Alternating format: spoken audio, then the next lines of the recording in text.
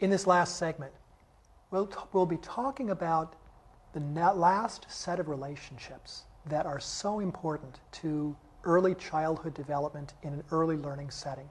And that, of course, has to do with relationships with teachers. Relationships are the added ingredient of children's experiences of social interaction because it's in relationships with people who matter to a child that so much more is encouraged in children's social and emotional growth. And that's what we're going to be talking about in our time together. So important are relationships with teachers and the quality of those relationships to children's experience in an early childhood learning setting that the California Preschool Learning Foundation Social and Emotional section has not one but two strands that are devoted to the nature of children's interactions with teachers. The first of those strands you will find on page 11 of the Social Emotional section that has to do with children's interactions with familiar adults.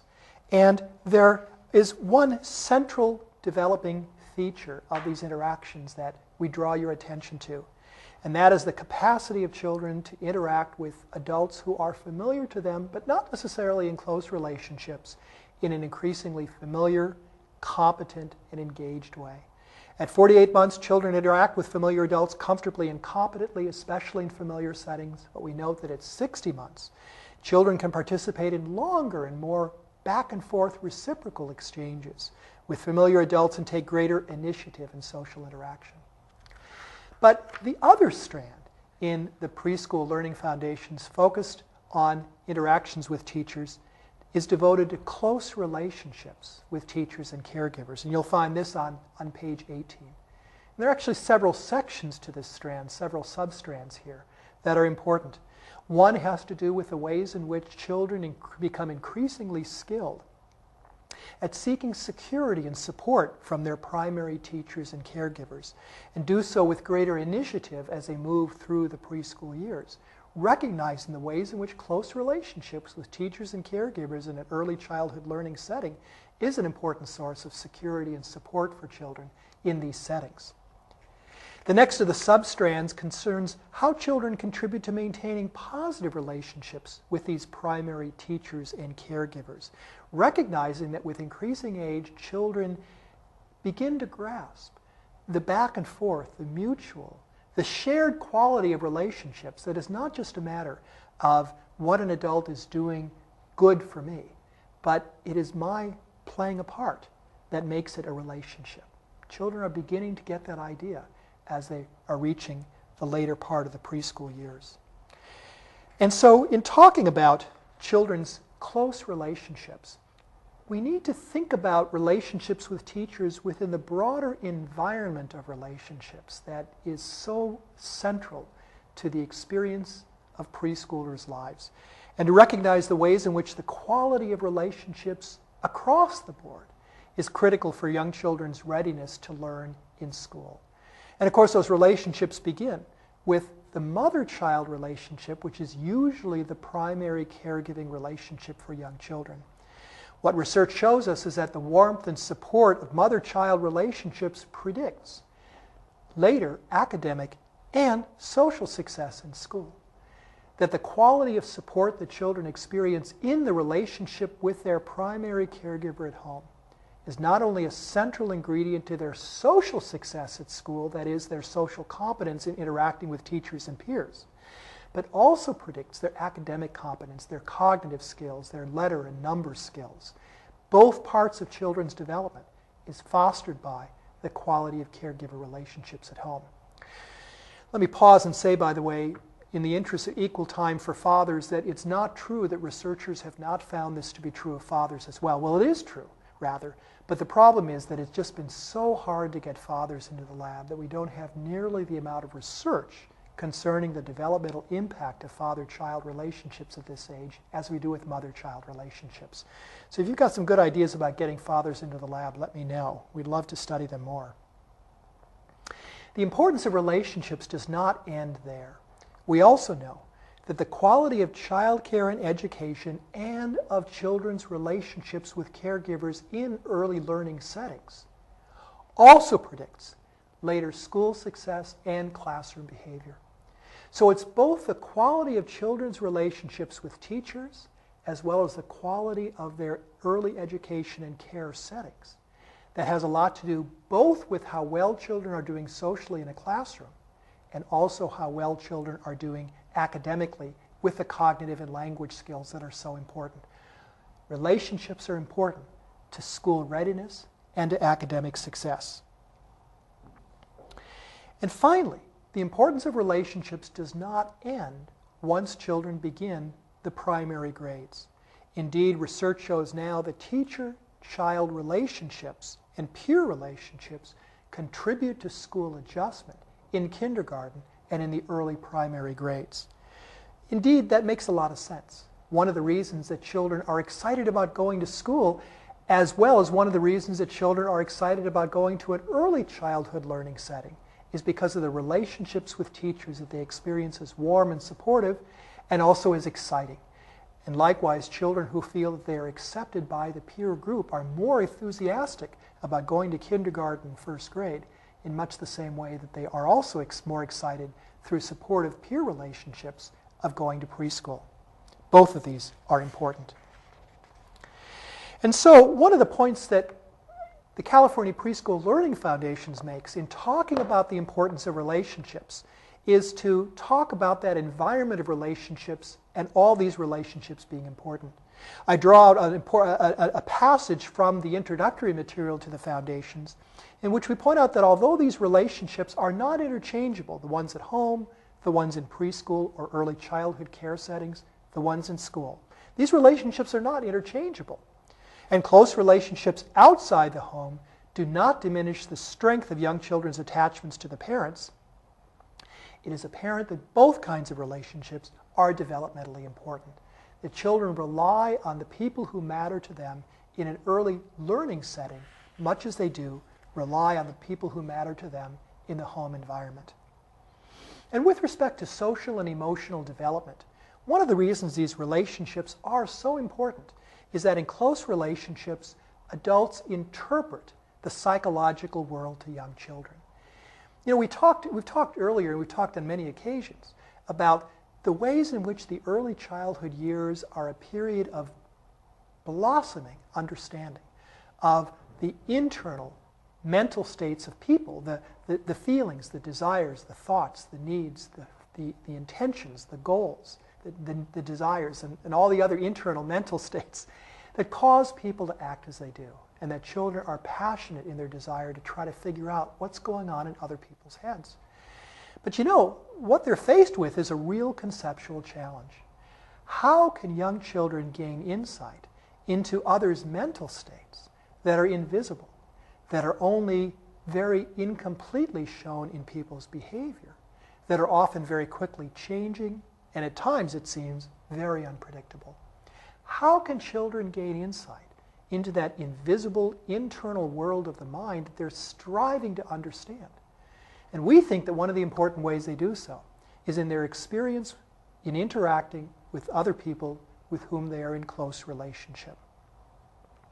One reason that this is true is that one of the value-added qualities of close relationships with parents, with teachers, sometimes with peers, is that they provide security in which children can share their experiences, can talk about their thoughts, can disclose their feelings with another person who knows them well and who can respond to those internal states in the child in a way that is supportive and helps to elaborate the child's understanding of what's going on inside them. Children will not share their feelings, particularly the feelings that are disturbing or uncomfortable or upsetting to them, with just anybody. It's really the adults who matter, to whom young children turn in talking about the events of their lives that can at times be most perplexing. And what sensitive adults do in those contexts is help not only to provide understanding, but to help unfold the child's experience and understanding of that experience in such a way that children gain insight into their own psychological life and therefore can begin to understand perhaps a little bit more about the psychological experience of other people. Of course, as we have said on several occasions, another thing that happens in close relationships is that children engage in conversations that clarify the emotions, the motives, the thoughts underlying other people's behavior. When a child asks his mother about an older sibling's temper tantrum and discovers that it has to do with the frustrated goals, the desires that older child had that have been denied, that gives a child an insight into the connections between emotions, desires, and the blocking of desires, or intended goals and their frustration, and how that relates to a child's emotional experience. In all these ways, in the conversations we have with children, in which we talk about events as familiar and ordinary as a trip to the zoo or what took place in preschool that day, it is natural that we talk with children in ways that give psychological insight, because in trying to talk about other people, it is natural for us to talk about their feelings, to talk about their thoughts, to talk about their intentions, to infer the goals that they had, and in all these ways to explain to children who are soaking all this up about the internal world that is underlying the behavior that children can observe. A real special value-added quality to close relationships is that they give children opportunities to observe the reactions of someone they know well. One of the things that contributes to understanding the psychological world and being able to figure out the mental states that connect with other people's behavior is if you know somebody well enough that you can begin to understand how certain expressions of emotion are associated with certain behaviors, how certain words that a mother uses that express her thoughts or her intentions are associated with her actions in certain ways. And it's as you get to know somebody well, a parent, a teacher, sometimes an older sibling or a peer, that those connections between what they say, how they look, and how they act begin to assemble themselves into a better understanding of the psychological world children seek to begin to comprehend. Another thing that happens in these relationships is how adults offer portrayals to the child of the child's own characteristics and abilities. So children develop a sense of themselves and who they are psychologically from what they are told, what they overhear from the words of their parents, from the words of teachers. Characterizing a child as sweet or ordinary, mischievous or a troublemaker gets absorbed by young children as part of how they begin to interpret their own behavior and the underlying motives underlying their behavior. In relationships, more than in any other context of social interaction, children learn the skills of cooperation, of sharing, and of the mutual respect that comes from interacting with somebody with whom you share interests, whose concerns you are likely to share as well. And finally, another important part of relationships is that they are part of the way children become a member of a culture, because of the shared practices, because of the rituals that go on within a family or a community, because of the heritage that people in relationship hold dear and pass on to young children, because of the beliefs and expectations that are held to be part of who we are as a particular community. It's in relationships that children learn culture and become cultural members. There is so much that goes on, therefore, in relationships at home, in relationships with teachers who matter in an early childhood learning setting, and in relationships with peers, which are fundamentally important forms for social understanding for young children. There's so much that goes on there that researchers like me are just really at the beginning of trying to understand all that is happening. One of the things we do in our research lab is to bring mothers of preschool boys and girls into our lab with their children, to observe them as they're interacting together, as they are doing things that are fun and sometimes doing things that are not so fun, like having to clean up all the toys at the end of the session. And we also observe them as they converse together about the child's recent experiences. And what we try to do is to try to capture some of the psychological disclosure and developing understanding that takes place naturally in those conversations as they occur at home, as they occur in a childhood classroom, as they occur in other settings. And so in those conversations, we devote a lot of effort to understanding how and what it is that adults are saying that give young children insight into the psychological world, as well as what they are doing in conversations that help to add that understanding to young children. So here is an example of one of the videotapes of those conversations that we recorded not long ago in our lab. Oh, you So did you hear the ones we're going to talk about? Did you hear Mommy talking at all? No? We're going to talk about when you were mad.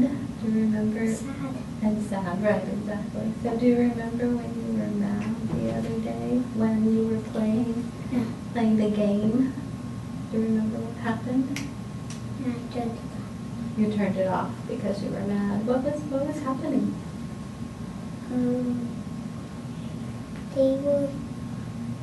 He kept, Like you can talk to Mommy about it. Annie kept going and bouncing off the screen. Oh, on the game, she was bouncing your guy off and you didn't like it? Yeah. No, that made you really mad. Mm. Mm-hmm. And then what? And that's all I know. So what did you do when you were really mad? Turned off the game. You turned off the game, yeah. How do you think Annie felt about that? Sad. Yeah, but that did make Annie sad. She probably didn't want you to turn off the game. But I turned it back on. You did turn it back on. What do you think you could do next time? Dash. When you get so mad?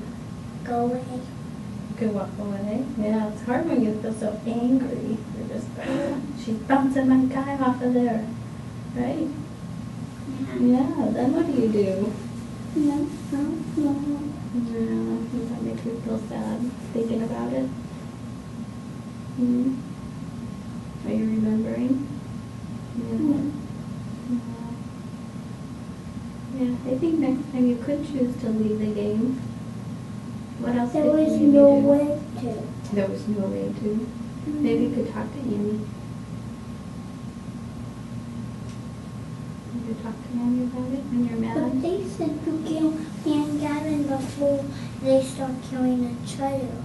They said to kill me and Gavin in the game before they killed each other. They were trying to kill your guy before they killed their guy. Yeah, that made you really upset. No, they tried to kill Gavin's too. And Gavin's too. Yeah, you guys were all playing. Yeah, I think you felt like you were losing, didn't you? I was, but they making and Annie looking at me up on both of us. They were ganging up on you. And Yeah. then that made you mad because you wanted them to play fair. You didn't want them to gang up on you. Yeah, because they can't do that. Yeah, I think we need to tell them that. It was like me and Gavin were on a team, but they weren't. They weren't. Yeah.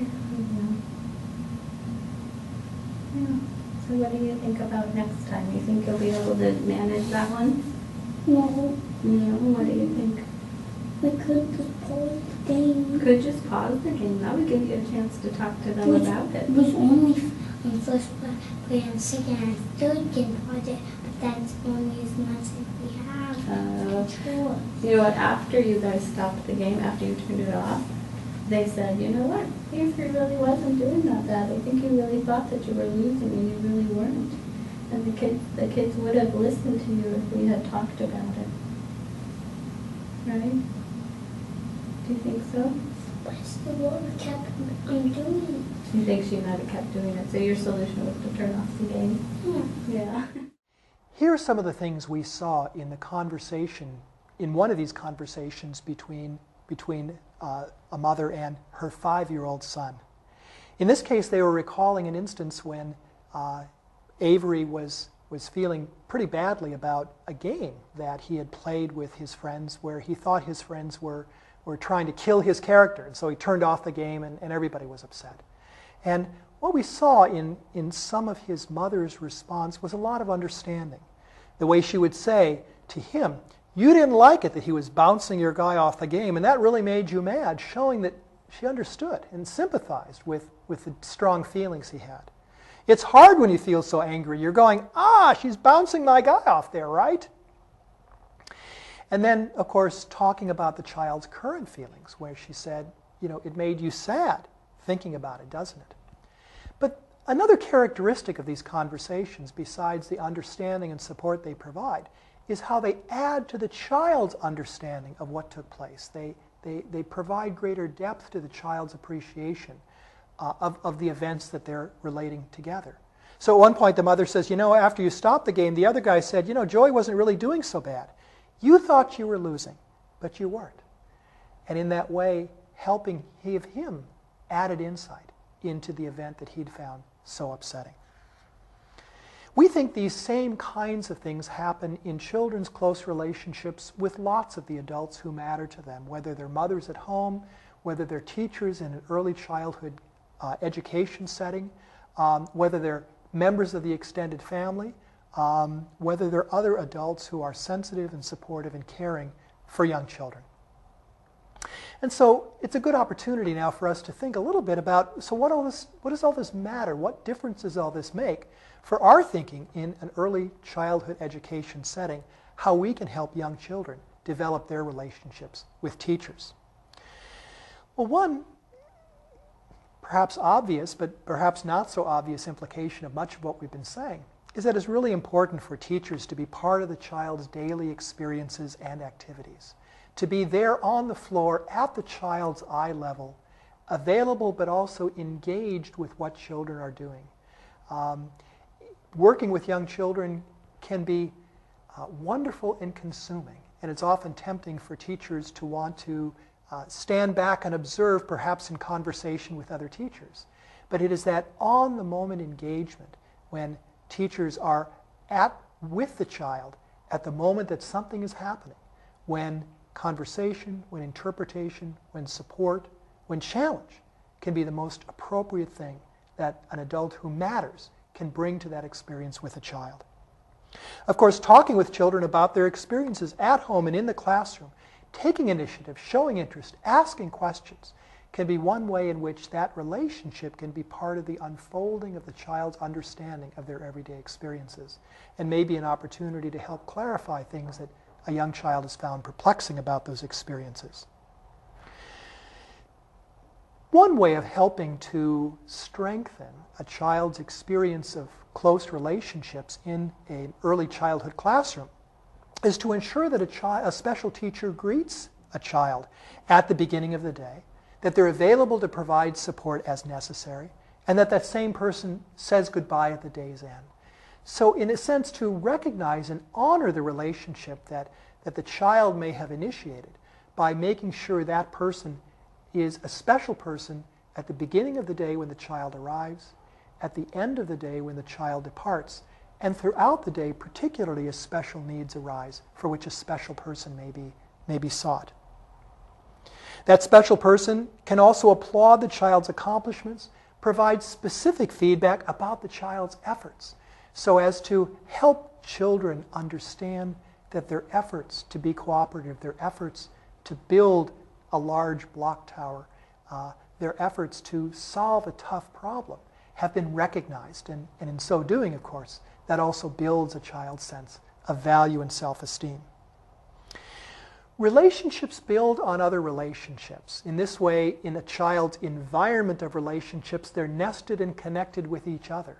So one of the important things that teachers can do is to develop relationships with the child's parents, and especially to be friendly and respectful toward them in the child's presence. So children's experience is of relationships being supported by other relationships between adults who matter to the child. And finally, part of this is also showing respect for and interest in the child's culture. They can involve things as simple as asking parents to bring special things from the home or from the culture that can be shared and talked about with other children in the classroom, to give children a sense of pride and appreciation for what is part of their family background being integrated into their experience in an early childhood learning setting. Well, I hope these ideas are helpful for you and perhaps stimulate some of your thought. If you're in a situation where you're with other people, I invite you to perhaps turn to some of the people next to you and consider what are the implications of some of these ideas for teachers in an early childhood setting or in a primary grade setting, for children in those environments and the importance of relationships to them, and also for parents who are part of that environment of relationships for children.